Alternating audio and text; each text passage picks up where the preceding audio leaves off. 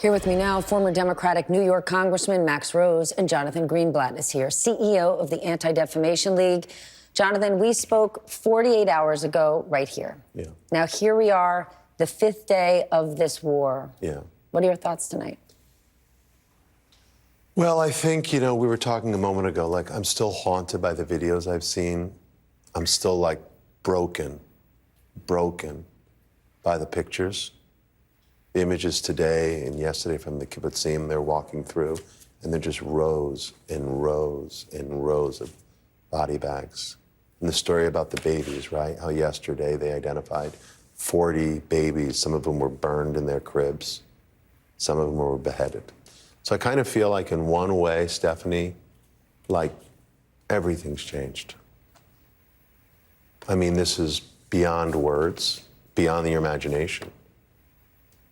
And so I think we're all still, I don't think we had the imaginative capacity to envision something like this. But here's the thing about the haunting, because people keep comparing it to 9/11. Yep. We watch those images, those same images for a day, over and over and over. Yeah. The haunting images that you're talking about are most likely only going to get worse. Oh yeah, it's going to get much, much harder. We're going to continue to hear now more stories about what happened. We're going to see more footage that Hamas is storing. Hamas specializes in torture. This is what they do. They held Gilad Shalit, this skinny 19-year-old soldier, for 5 years in an underground cell with no light, no sunlight, little food, right? They specialize in torture. So the videos we're going to see, the stories we're going to hear, are going to be, again, I think, beyond words. And so we're going to have to prepare for that, because this isn't about, again, two sides in some academic argument. This isn't even, Israelis versus Palestinians. This is good versus evil. Hamas is evil. It is ISIS. It is Al-Qaeda. It is the Taliban. It is brutalizing women. It is literally murdering grandparents. It is evil. And I think there are, in life, we don't expect to find evil at our doorstep. But that's what happened here, and we're going to be wrestling with this for a long time. Because do remember, the Israelis live with this, but all of us had figured they could reach, a sort of modus vivendi with these people. Mm-hmm. You could, we've talked about. They'll find a way. Right. Mm-hmm. And they don't really want to eradicate the Zionist entity, even though it says it in their charter. They don't really want to murder Jews wherever they are, even though it says it in its charter. They don't really believe that Jews are subhuman, even though their textbooks and their television told us this again and again and again. They don't really think those things. Hamas, evil.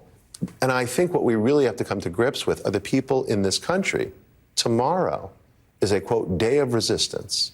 There are upwards of 36 rallies planned on college campuses and in cities across the country by pro-Hamas groups like Students for Justice in Palestine. So imagine knowing what we know now.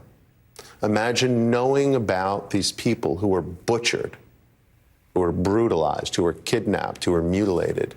That you have Americans who are essentially acting as their accomplices, excusing and trying to rationalize this profane, unholy actions. Max, you are Jewish. You are a military veteran. You're a former lawmaker. This is the first time we have spoken since this all started. What are you thinking tonight? Look, everything that Jonathan has just said, I feel down to my core. In our bones. In our bones. And don't get me wrong, every ounce of me wants to get on the next plane and suit back up like I did in Afghanistan 10 years ago and join a unit and seek vengeance.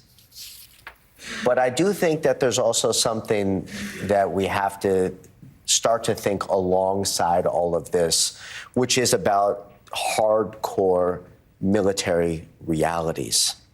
What is it? Israel absolutely has to defend itself, and it absolutely has to reestablish deterrence. But I do sincerely, as a Jew and a former lawmaker, hope that it learns the lessons of what America experienced for the last 20 years. Learns the lessons about the harshness and complexity and difficulties of an urban occupation and urban door-to-door, building-to-building combat. And it thinks about that and plans that should it actually go into Gaza, but it also considers what is the purpose of military conflict. It is to achieve political aims and is to have legitimate, strategic, rational, tangible objectives as you seek that.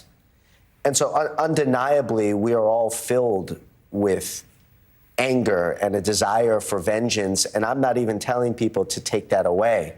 But I do also hope that they are right now pursuing a coherent military strategy alongside that. This is what's hard, right? I think Bismarck is the one who said that war is a politics extension of war or something like that. And it presumes two rational actors. But when one actor, Hamas, their objective is to literally kill Jews. Their objective is to literally eradicate the Zionist entity. I think what Israel has learned is there is no status quo with them. This is a zero-sum game as they see it, not something that could eventually result in some negotiated settlement. Well, of course, and that's part of the complexity of this is that Israel, for 17 years, practiced an entirely different strategy, right? Remember, Israel left Gaza, went so far as to make sure that there weren't Jews buried in Gaza any longer. And that sure as hell did not work. Right. And what we all have to struggle with now is also an equally coherent, difficult, but it has to be a very rational deliberation about how to achieve the goals that you just laid out, which is that this never happens ever again, nothing ever close to this. Right. And You so need to end it first. You can't even get to that thought. You have to stop the bleeding before you can think of this can't happen again. We're at the beginning stage. Mm-hmm. Yeah. There's no doubt.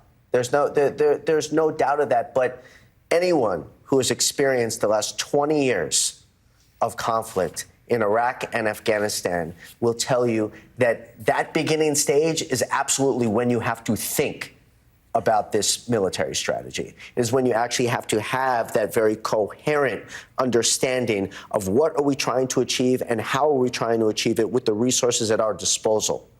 And that's when it's most difficult, when you're filled with the highest levels of hatred and anger and vengeance and a desire for vengeance. And so that's all I'm saying, is that we have to have that conversation now as well.